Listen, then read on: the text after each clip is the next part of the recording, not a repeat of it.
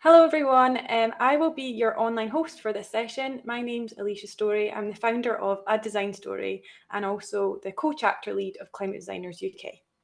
So now to turn to UX. We have a lot of UX designers in the audience today. So Amardeep and Gurmit, Singh, Shakhon are also known in the design industry as the brothers. They are the founders of a sustainable design consultancy known as Bros & Co. As a design studio driven by a mission to create environmentally friendly products, services, and business operations for their clients, they are constantly pushing the boundaries of what's possible, with a focus on a carbon neutral future. Bros and Co challenge their designers to rise to the challenge and lead the way in sustainable design. Over to you, Amardeep and Gurmit. Oh, thank you, Alicia. Thank you, everyone, for having us here with you today. We're delighted to spend time with you, and we think we've got the next 30 minutes with you today. So we're going to take you through a couple of tools that we're using inside Bros & Co to help our clients to essentially start their sustainability journey, and also some of the learnings that we've had in terms of challenging ourselves and really understanding what sustainability means and the limitations in the knowledge and the information that's out there at the moment. So we're going to take you on a little journey around 3 different tools, and we look forward to questions in the end. So please note down some questions too. Oops, I'll just get going. Okay, so I think the first premise is, especially folks that are from a UX design background, or user research background, a service design background, or product ownership inside an organization, we've spent as an industry over the last 20 years of our careers essentially thinking about the user and having a single kind of relationship point between the business and the user themselves. And we've been really trying to define what that looks like. But I think as designers now, we need to really think beyond the user themselves. And I think from our learnings over the past few years around sustainability, I think it's incorrect to say we have to think past the user. I think it's our responsibility to think past the user and bring that knowledge inside the organization. And our empathetic approaches to design means we're the best suited to do this, because we always think on behalf of others, or we design on behalf of others. So we're going to cover 3 tools today. Some of them you can download and take away today, which is really useful. And before we go into those tools, I think one of the key premises is sustainability is really difficult. It's not an easy concept to understand off the cuff. It does require people to kind of go back into learning, actually re-educating yourself into understanding what sustainability means. So we're going to give you a bit of a guidance around what we've understood sustainability to be, and then we're going to go into some of those tools around how you can start your sustainability journey. So sustainability, actually, when you look at what does sustainability mean, under the pretense of sustainable development, it's sustainable development satisfies the needs of the present without adversely affecting conditions for future generations. And this was mentioned in the Brundtland Report in 1987. So way before UX design was really a thing in the world. And it's an amazing kind of way of thinking about how we build future systems that the planet will be utilizing and leveraging. How do we make sure that those aren't affecting people in a negative way? But it wasn't really understood about how that impact was taking place, because the scale of impact was not as great as we're seeing today. So in the Earth Summit in Rio de Janeiro, they broke this concept down into environmental, social, and governance. And you're starting to see whole financial institutions and markets change and adapt around this concept of environment, ESG, environmental social governance, and markets are being designed around organizations that are taking these factors into account. So businesses are responding now quite heavily to this concept. But again, you start to see organizations making their own kind of subsets of what does environmental, social, and governance mean. So again, we're remeasuring it in a way that's unique to each business. It's not interchangeable across industries, and we're also not able to build a framework that people can leverage. So it got broken down further by the United Nations with the 17 sustainable goals. And this concept of breaking down what sustainable development means really helped us actually open our spectrum or our minds around this concept of what does sustainability mean. And a lesson from us was it's very easy to say sustainability we started with this concept of producing new design processes which were heavily tied with climate action, and we essentially had tunnel vision. So that was a kind of mistake on our part where we really didn't understand that well. So then we said, okay, we can't figure this kind of challenge out by ourselves. So we went to the community of designers within Bros & Co. and asked them to help us kind of re-educate us on what does sustainability mean. So we're going to talk to you about 3 different tools, like I mentioned earlier.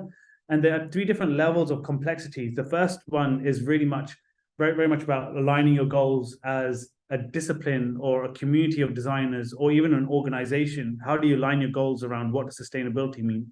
The next one is about expanding the perception of design. And we'll talk about what does it mean as designers at the moment. We have a perspective of what we're seeing and what we're designing for, but what does it mean to expand past that? And then finally, we're going to talk about measurable impact and how do you quantify the amount of carbon your products or services are creating. So I'll hand over to Amardeep. You could talk about the Sustainable Goal Canvas. Absolutely. Thank you, Gurmit, so much. So hi, guys. My name's Amardeep. I'm the other brother. Today I want to talk to you about one of our simplest tools. It's called the Sustainable Goal Canvas, and it's intended to be simple so that it doesn't really matter where you are in your sustainability journey. You can go ahead and pick this up and start to use it straight away with yourself or with your actual design teams or your community itself. So here's the canvas itself, so let's get into it. So what you can see here is that this is actually something that we did with our team a few months ago, actually. And the nice thing is that it only takes a couple of hours. So if you want something that you can pick up and start to jot down some ideas really quite quickly, this is probably the canvas or the go-to canvas to at least start with when you're thinking about this. As you can see at the very top horizontally there, you can see the 17 UN initiatives that is recognized globally. It's probably a really good idea to start looking at frameworks that have some recognition within the sustainable community and industry within itself, instead of making up your own. So at least this way that when you do expand it outside of your own remit, it's something that's recognized across a bigger community. The first swim lane itself, as you can see there going across horizontally in our first swim lane, it really is about voting. So what we did with our team is that we split up into teams that were passionate about different types of initiatives. So it really didn't matter which initiative you want to pick, but something that you felt passionate about. So as our team then got into certain groups, they were able to then start looking at those teams then going into the second swim lane. And the second swim lane really starts to cover things such as what we're doing as a company, community, and what can I do as an individual. And then that also then breaks down into what sort of change do you want to see when you are starting to look at that initiative in that particular spectrum, and if so, what would that look like? So it's all great to have a great initiative and be passionate about something, but as designers, we can often start to visualize what that potential solution could look like, not necessarily solutionizing just yet, but getting an understanding of what would it take to do that. This last swim lane is measure. So again, we see design as not just an aesthetic, but we see it as a measurable tool itself. So how do we get from 0 to 1? So if those initiatives that we are super passionate about and going into more understanding around what that look like, how are you going to go and measure that? How do we get from a potential idea into a concept, and how can we hypothesize that to get to some level of measurement? And what could those measurements start to look like? So this is what it started to look like as in a fielding capacity. So it was really great to see it all come to life with our team. Some of those initiatives and actions we were already doing as a company, so that was really great to see, and you probably start seeing that yourself. But there's others that we weren't doing that our teams are super passionate about. And instead of just going ahead and trying to take on all of that work ourselves, we started to create partnerships with other organizations that were just as passionate and forging ahead together as a community. We can now proudly say that instead of just one initiative, we are now looking at the 6 that you can see at the top there, initiatives as a company going from 2023 into 2024. The last thing I probably want to leave you with is that we're not the only ones, and obviously we're not alone. Sustainability is a planetary effort, and here's just 3 companies that have pledged to net zero commitments over the duration. So Nike, Google, and Lego all treat sustainability as a stakeholder, allowing people to track their performance annually, which is a great way to remain accountable to their stakeholders, customers, and to the planet. So you can actually go into their website and actually see almost like a performance chart or a performance report of how they're scaling and how close are they to those pledges that they initially put through. And what we'd like to leave you with is this idea of how or can you think of how you would like to share and be accountable for the sustainability goals as yourself, you as your community, or as a company as you grow. And this first tool really allows you to start thinking about it in that particular way. So with that, I'd like to hand back to Gurmit to maybe talk us through the Circular Blueprint Canvas. Yeah, so like Amardeep mentioned, that tool is very much about getting everyone aligned with what does sustainability mean. So we're going to give away some of these canvases at the end, but what you'll see is we mentioned as sustainability is a tricky word. So re-education on what sustainability means is like a must, and that's the starting point. But I think afterwards, we started to think about design as a practice. Now, the problem we're having with design is we very much think about design inside the world that we've inherited. So the world we've inherited, and this is primarily through all of our careers, and maybe through our parents' careers as well before this, which is we've inherited this thing called the linear economy, where the linear economy is based upon primarily three things, which is there are natural resources that exist inside the world. From that, we take those resources, we'll produce something from it, and at some stage, it'll be thrown away or wasted. Now, that economy is something that all business models that we have at the moment are fundamentally attached to. The problem with that is when we receive a design brief, those design briefs are baked into, they're defined by that linear economy. So we have a very limited perception. And now when you look at a service blueprint, which essentially maps how an organization is behaving along with a user's experience of that entire service, maybe there's multiple products inside that entire service. It's a linear path in its own right as well. It's essentially just looking at the linear economy from a take and make perspective. Now, the problem isn't the tool. The problem is that we have limited the tool by this take and make framework. And the impact that we've had as a design community, so if you're born between 1980 up till now, the ecological burden that we produce is 22 billion tons per year. It's just from our generation of designers. So out of the 35 billion tons that's produced, 22 billion tons is on us. And now it's not saying, oh, okay, as a design community, it's all on you, but it's on our generation. So I think there has to be some level of change where we need to break away from the concept that we'll simply produce a service blueprint based on the brief we receive, but we'll really question whether that brief is designed around the right business model of the future. And I think those are the kind of conversations as designers we need to be having. So what we did was we created something called the Circular Blueprint Canvas, which looks at different phases of processes that are important to the business in order to provision and operate that service.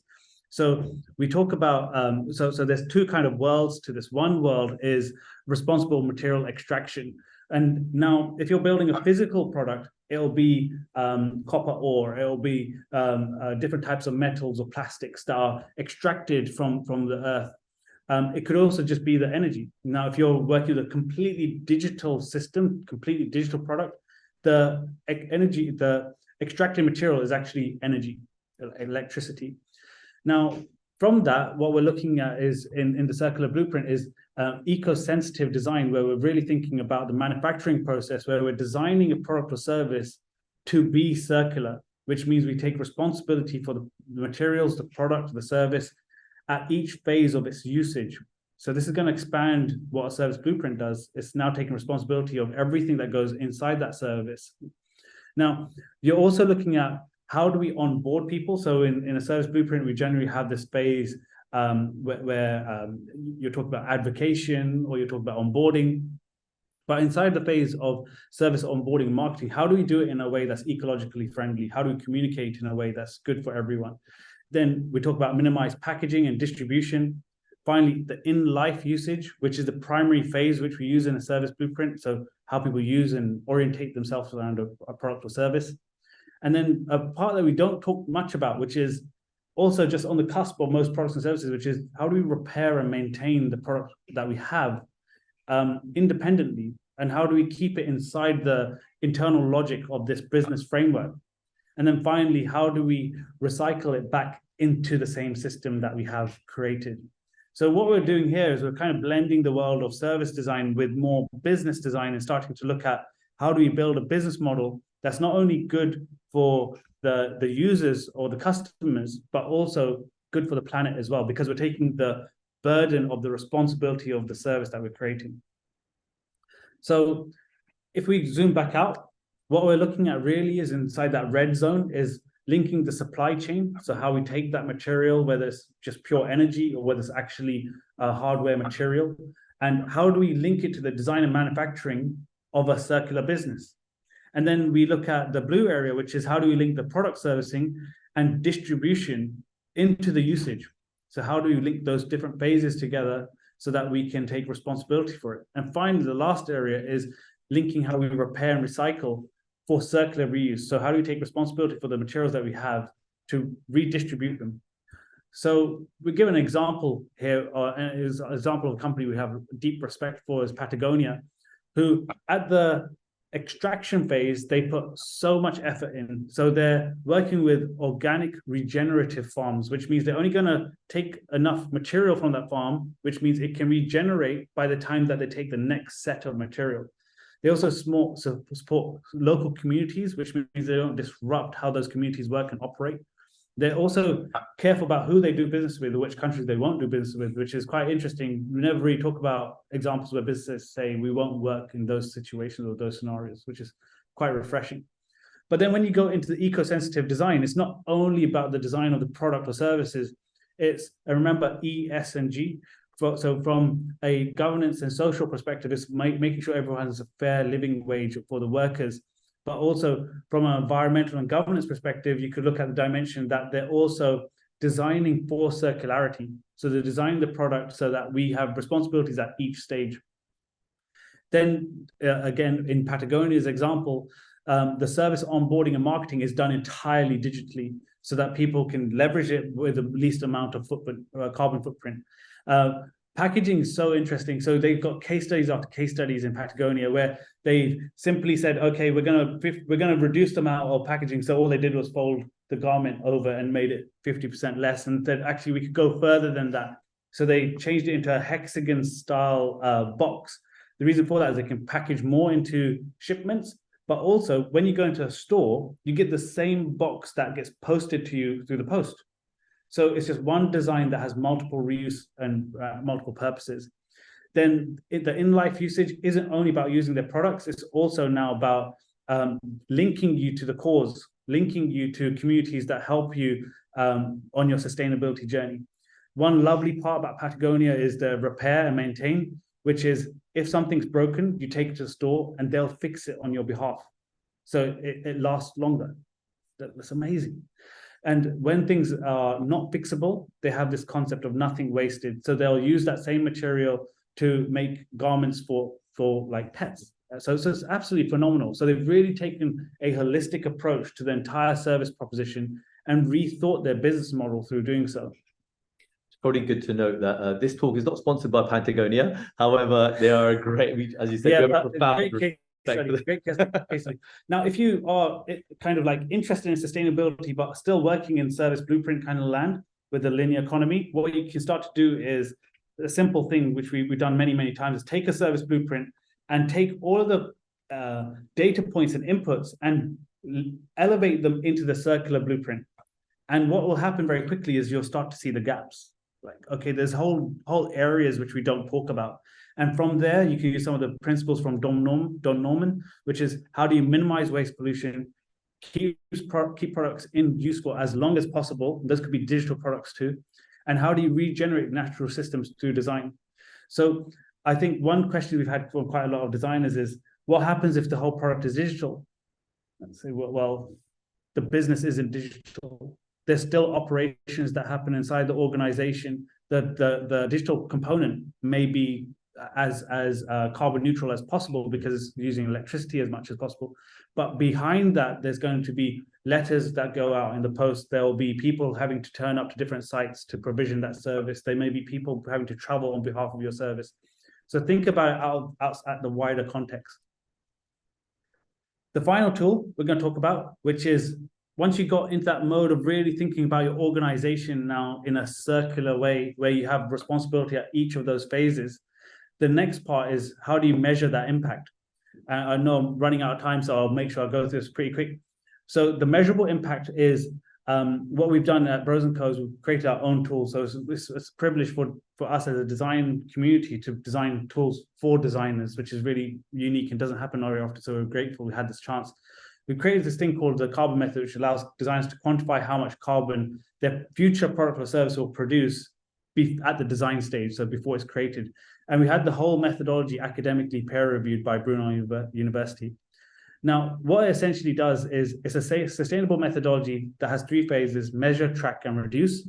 And it works it's a complementary process to the design thinking framework. It's got something called the Card Explorer, which has 7 different libraries of carbon calculations. So you can just input your carbon inputs or your movement inputs, and it tells you how much carbon is generated from that activity or that material.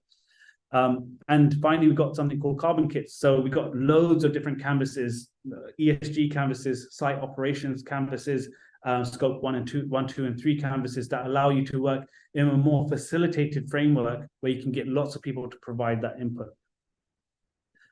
The carbon data, carbon data is super complex. So we had to triangulate the carbon data.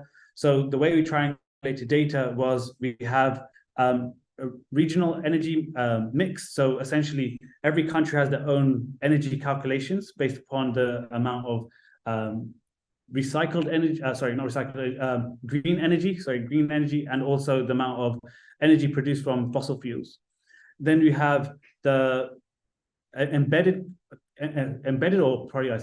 carbon, which is the amount of carbon inside the material itself once it's extracted, and the embodied energy, which is how much energy was used to refine that material into something that could be used and operated. Taking that triangulation of data is quite complicated in its own right, but what we have to do is simplify it down for designers and the digital community to essentially start to use it in a way where it says, how can I leverage this in a workshop? How can I leverage it in a way where I can quantify how much carbon I'm producing and make a better design decision as quickly as possible? And what we did was we're working in the energy sector at the moment to help energy clients to build their own databases, because all of this information and data is based on carbon averages. What we want the energy sector to do is open up their carbon data to the rest of the world to get carbon actuals, which then means as a design community, we have all the information we need to identify a planetary pain point. And that's when we can design out that planetary pain. And it's all been validated by Brunel University, which is pretty useful. That carbon data can be used in multiple ways. If you're applying it simply to a service blueprint, you can quantify just add a kind of green swim lane to quantify how much carbon each phase of your service is producing, how much carbon is producing at each phase. Or you can apply it to the circular blueprint and start to define how much carbon each phase of the circular blueprint is producing carbon. And you can make better design decisions at this point because you can figure out what's a planetary pain point. So in summary, I'm just trying to rush towards the end. We got 3 things for you. So one is a toolkit to align your goals. Another one is to help you expand the perception of design. And another one is to have measurable impact. And we want to make sure that you can actually start your sustainability journey. So you can use the sustainability canvas. If you just go to Medium, you can download it. So it's available on Mural, all editable. You can take it and use it straight away. And same with the circular blueprint canvas. It's also available with instructions on how to use it as well. And then finally, the carbon measurement tool is available at thecarbonmethod.com. So hopefully it helps you at any stage that you're at the moment in your sustainability journey. Over to you, Alicia. Sorry, we ate into your time. No, thank you so much to you both. That was an incredibly in-depth overview on these 3 tools, and it's so helpful to think about the 3 different stages. Initially looking at the alignment sustainability, what that means to you, how you can kind of approach that. and thinking about the intersection as well of different aspects, then looking at the circularity and weaving that into every aspect of the process, and then finally using the carbon method to measure that impact. So it's fantastic, and we've had some messages in the Q&A talking about how people to get access to this. So you mentioned that there's a Medium link as well. Is that correct? Medium.com/Brosenco, and you'll just see them. And we could always send you Brilliant. links as well if you ever need them. So we can send them offline to yourself if you ever want to distribute that to the audience. That's fine. Fantastic. Right, so let's go over to some questions from the audience. So we have some here. Have you ever seen pushback against a circular model? If so, how did you approach that? Yeah, so we do see pushback. I think the reality is a lot of what we start to see is businesses are organized in ways where people are responsible for specific services. And once they cross those service lines across multiple service lines, say, okay, that's simply not my responsibility. But at the same time, what we've also seen along with that pushback is people saying, why is it not my responsibility? And people do want to be sustainable. We've talked to so many designers, and so many of them want to be sustainable. They don't know how.